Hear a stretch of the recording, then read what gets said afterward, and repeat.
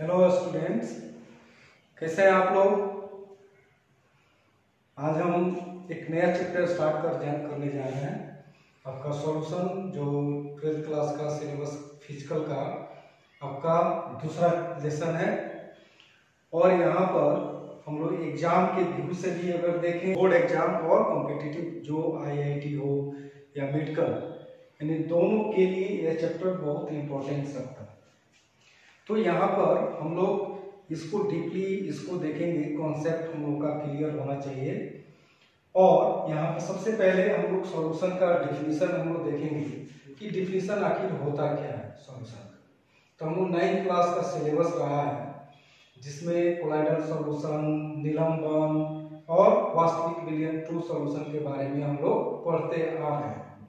तो यहाँ पर अगर सॉल्यूशन को डिफाइन करना है तो कह सकते हैं कि it is the homogeneous mixture of two or more substances, मतलब कि दो या दो से अधिक पदार्थों का समांगी मिश्रण होता है।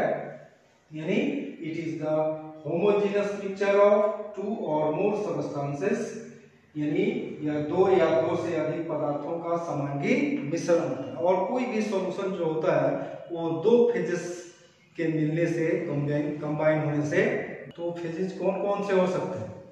तो इसमें हम लोग देखेंगे कि solution is made up of two phases, यानी विलयन दो प्रावस्थाओं से बना होता है।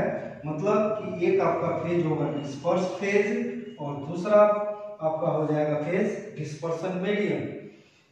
दोनों मिलकर के क्या बनाएगा, सॉल्यूशन बनाएगा।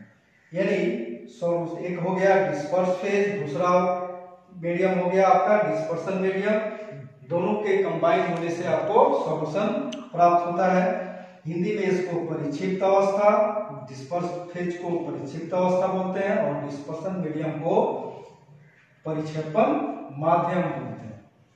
ठीक है, तो यहाँ पर देखेंगे कि सोलूट प्लस सॉल्वेंट मिलकर के क्या दिया, सॉल्यूशन दिया। यानी डिस्पर्सन मीडियम को हम लोग सॉल्वेंट के रूप में देखेंगे और डिस्पर्स फेज को हम लोग सॉल्यूट के रूप में देखेंगे। ठीक है, तो चीनी और पानी का विलयन लेने का मतलब क्या होगा कि चीनी वहां पर क्या है, सॉल्यूट हो गया, जिसको हम लोग डिस्पर्स फेज कहेंगे। और पानी जो हो गया, वाटर जो हो गया, वो आपका डिस्पर्सन मीडियम मतलब सॉल्वेंट का काम करेगा। तो अब समझ में आया कि कौन सॉल्यूट होता है और कौन सॉल्वेंट होता है। एक चीज और ध्यान में रखना है कि हमने बोला कि सॉल्यूशन जो होता है होमोजीनस होता है। होमोजीनस का मतलब क्या, समांगी हो। तो अगर यहाँ पर समझना होता हो कि आखिर होमोजीनस कैसे हम लोग कहेंगे कि कोई सॉल्यूशन होमोजीनस होता है, तो यहाँ पर जैसे एग्जांपल हमने लिया चीनी और पानी का, तो उसमें चीनी जो है क्या है, क्रिस्टल के रूप में है, सॉलिड स्टेट में है, और आपका पानी क्या है, लिक्विड स्टेट में है। लेकिन जब चीनी को पानी में घोलते हैं, डिजोल्व करते हैं, तो एक ही स्टेट आपको प्राप्त होता है। मतलब क्या, लिक्विड स्टेट प्राप्त होता है। मतलब उसको हम लोग कहेंगे होमोजीनस आपका सिस्टम कहेंगे। तो इस तरह से आपका सॉल्यूशन दो फेजेस के मिलने से बना। वो कौन कौन सा, disperse phase plus dispersion medium, या डिस्पर्स फेज को सॉल्यूट और डिस्पर्सन मीडियम को सॉल्वेंट कहा जाता है। तो एक चीज और यहाँ पर क्लासिफाई करना है, जैसे आप लोग पढ़ते होंगे तनु विलयन, डाइल्यूट सॉल्यूशन, और एक मिलता है सांद्र विलयन यानी कॉन्सेंट्रेटेड सॉल्यूशन। तो किस अवस्था में डाइल्यूट होगा और किस अवस्था में कॉन्सेंट्रेटेड होगा, इसको हम लोग देखेंगे। लिखा है कि if solute is very lesser than solvent, solution is called dilute solution. मतलब जब भी किसी विलयन में सॉल्यूट की मात्रा बहुत कम हो, किसके सापेक्ष, विलयन के सापेक्ष, विलायक के सापेक्ष, तब उस विलयन को कहेंगे तनु विलयन, मतलब डाइल्यूट सॉल्यूशन। यानी if the solute is very lesser than solvent, the solution is called dilute solution. यदि सॉल्यूट की मात्रा सॉल्वेंट की अपेक्षा बहुत कम हो, तब उसको कहा जाएगा तनु विलयन, मतलब डाइल्यूट सॉल्यूशन। लेकिन यदि कोई सॉल्यूशन में सॉल्यूट की मात्रा बहुत ज्यादा हो, किसके सापेक्ष? सॉल्वेंट के सापेक्ष, तब उस सॉल्यूशन को कहा जाएगा कंसंट्रेटेड सॉल्यूशन। ठीक है ना। तो इस तरह से हम लोग समझे कि डाइल्यूट सॉल्यूशन कौन होता है और कंसंट्रेटेड सॉल्यूशन कौन होता है। तो इस तरह से हमने देख लिया यहाँ तक। अब यहाँ पर क्लासिफिकेशन ऑफ सॉल्यूशन को अगर देखें तो 3 तरह से क्लासिफाई किया गया है सॉल्यूशन को: true solution, colloidal solution and suspension. तो यहाँ पर सॉल्यूशन को टाइप जो बांटा गया है, सॉल्यूशन का टाइप, वो आपके पार्टिकल साइज के ऊपर बांटा गया है कि उसमें जो पार्टिकल है सॉल्यूट का, उसमें आपका साइज का आपका रेंज क्या है, परास क्या है। तो जो ट्रू सॉल्यूशन होता है उसमें आपका साइज जो होता है, पार्टिकल साइज 1 नैनोमीटर से भी कम होता है, जिसको हम लोग नेकेड आई से हम लोग नहीं देख सकते हैं या माइक्रोस्कोप की सहायता से भी उसको देखना मुश्किल होता है। क्लियर। और यह जो सॉल्यूशन बनता है वो पारदर्शी बनता है, मतलब क्लियर सॉल्यूशन बनेगा। ठीक है। कोलाइडल सॉल्यूशन की बात करें तो यहाँ पर जो पार्टिकल साइज होता है 1 नैनोमीटर से 100 नैनोमीटर के आसपास इनका पार्टिकल साइज का रेंज होता है, और इसे भी नेकेड आई से नहीं देख सकते हैं। इसको जब भी देखना हो तो लाइट के प्रभाव में हम लोग माइक्रोस्कोप द्वारा देख सकते हैं। ठीक है ना। और सस्पेंशन की बात करें तो सस्पेंशन तो आपका इसके कण बहुत बड़े हो गए, तो इसको हम लोग नेकेड आई द्वारा हम लोग आराम से देख सकते हैं। अब एग्जाम्पल की बात करें तो जैसे चीनी और पानी का घोल ले लें या ग्लूकोज और पानी का घोल ले लें, वो आपका क्लियर सॉल्यूशन बनाता है, और उसके पार्टिकल को हम लोग नहीं देख सकते। लेकिन यहाँ पर अगर कोलाइडल सॉल्यूशन की बात करें तो कोलाइडल सॉल्यूशन में आपका मिल्क आ जाएगा। ठीक है ना। तो मिल्क में भी कणों को देखना मुश्किल है। चाहे आप अगर रूम में बैठे हो तो आपके रूम में जो धूल कण होते हैं आपके ऊपर छत के नीचे जो तैरते रहते हैं, आप उसको देख नहीं सकते हैं। जब भी दिखाई देगा वो लाइट के प्रभाव में ही दिखाई देगा, तो वो आपका कोलाइडल सॉल्यूशन हो सकता है। सस्पेंशन में जैसे बालू और क्या पानी का विलयन, मिट्टी और पानी का विलयन यानी कीचड़ हो गया। तो यहाँ पर एग्जाम्पल में हम बोल सकते हैं ग्लूकोज प्लस वाटर, फिर उसी तरह से शुगर प्लस वाटर, उसी तरह से इसमें मिल्क हो सकता है, डस्ट हो सकता है, डस्ट इन एयर। उसी तरह से इसमें हम लोग देख सकते हैं आप सैंड प्लस वाटर ले सकते हैं, उसी तरह से क्ले प्लस वाटर ले सकते हैं। ठीक है। यहां तक हम लोग समझे कि सॉल्यूशन को 3 तरह से क्लासिफाई किया गया on the basis of their particle size: true solution, colloidal solution और सस्पेंशन। तो ख्याल रखना है, ध्यान रखना है कि इस चैप्टर में जो भी पढ़ाई होगी कौन टाइप का सॉल्यूशन का पढ़ाई होगा, ट्रू सॉल्यूशन के बारे में हम लोग यहाँ पर स्टडी करेंगे। जबकि एक चैप्टर आता है सरफेस केमिस्ट्री आपका 12th का लास्ट चैप्टर, तो वहां पर आप लोग कोलाइडल सॉल्यूशन के नाम से हम लोग पढ़ेंगे। जब भी ट्रू सॉल्यूशन की बात करेंगे तो वहां पर कौन सा टर्म यूज करेंगे, सॉल्यूट प्लस सॉल्वेंट का टर्म यूज करेंगे। लेकिन जब सरफेस केमिस्ट्री में यानी कोलाइडल सॉल्यूशन का जब स्टडी करेंगे तब वहां पर डिस्पर्स फेज और डिस्पर्शन मीडियम का हम लोग टर्म का यूज करेंगे। ठीक है। तो यहाँ पर कंसंट्रेशन मतलब होता है सांद्रता। तो यहाँ पर सांद्रता की जब बात आती है तो हमेशा ध्यान में रखना है, केमिस्ट्री में जब भी कोई रिएक्शन हो या यदि सॉल्यूशन के स्टोइकियोमेट्री अगर देखना हो तो वहां पर हम लोग 4 ग्राम, 6 ग्राम, 10 ग्राम नहीं देखते हैं। किस टर्म में देखेंगे, कंसंट्रेशन के टर्म में देखेंगे। Clear.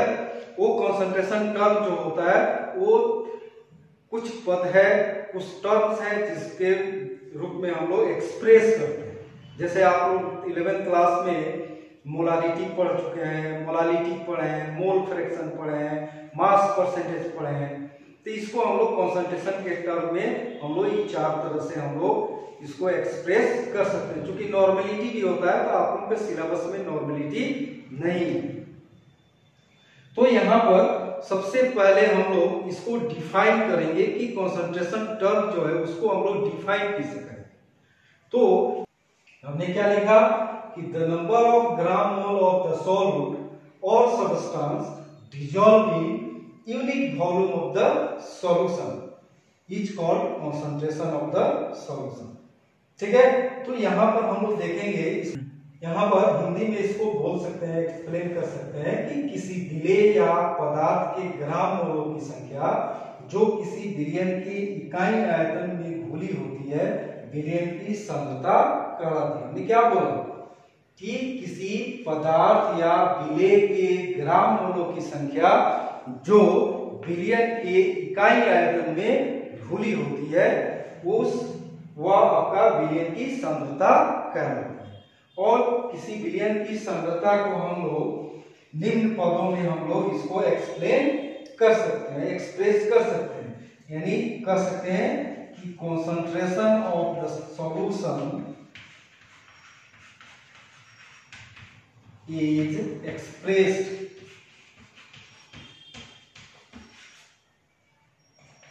in the following terms,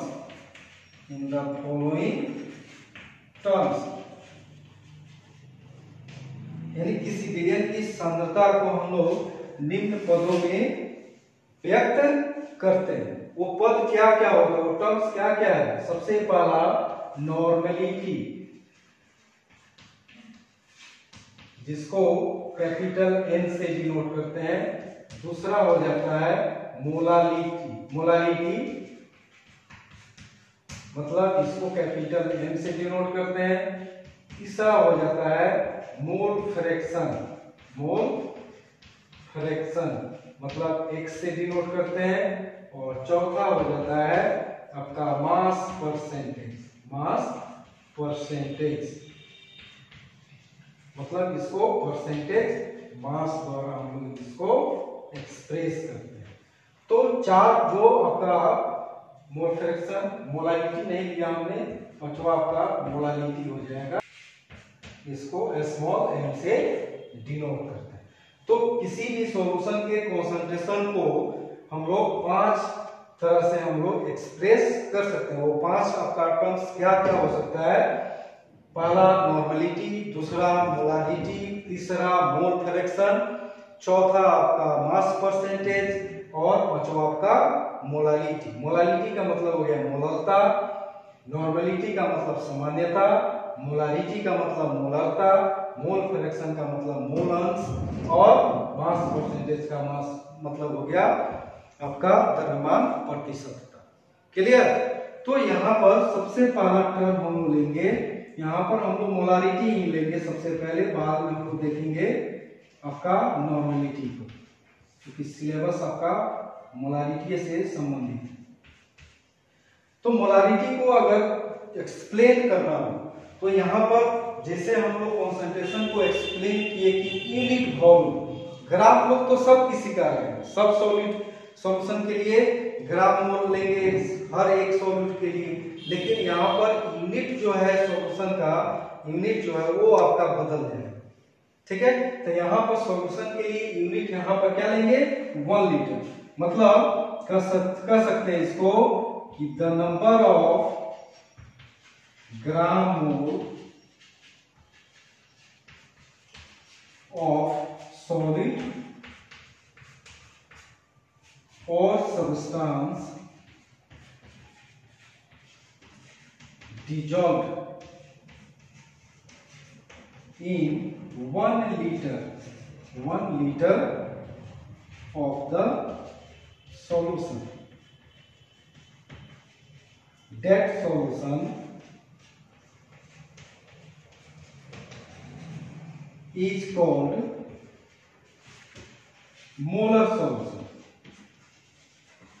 यानी जब किसी सॉल्यूट के ग्राम मोल जो घुले होंगे किसी सॉल्यूशन के 1 लीटर में, तब उस सॉल्यूशन को क्या कहा जाएगा? Molar solution. And the concentration of the solution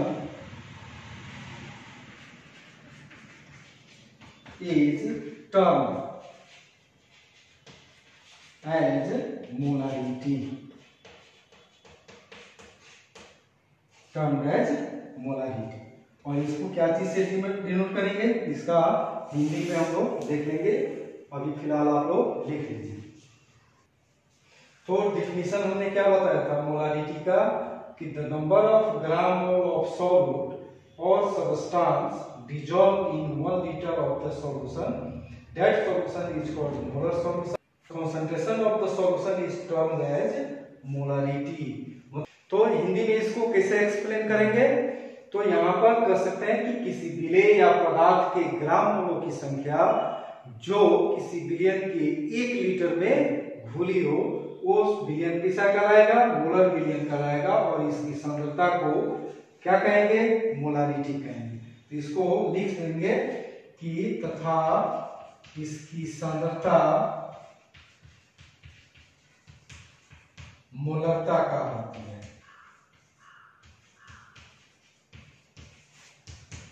clear.